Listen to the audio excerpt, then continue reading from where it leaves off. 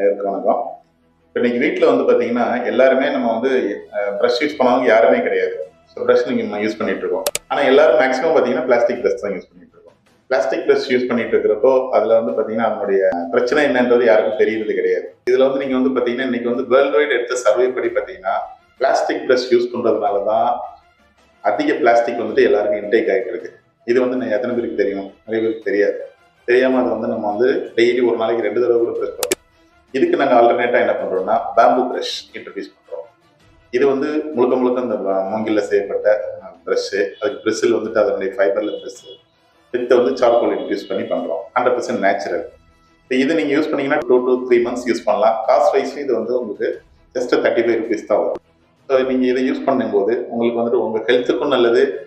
நீங்கள் ஒரு சொசைட்டிக்கு இன்டைரக்டாக வந்து ஒரு சப்போர்ட் பண்ண மாதிரி. தேவையானவங்க கான்டாக்ட் பண்ணுங்க, சப்போர்ட் பண்ணுங்க. தேங்க்யூ.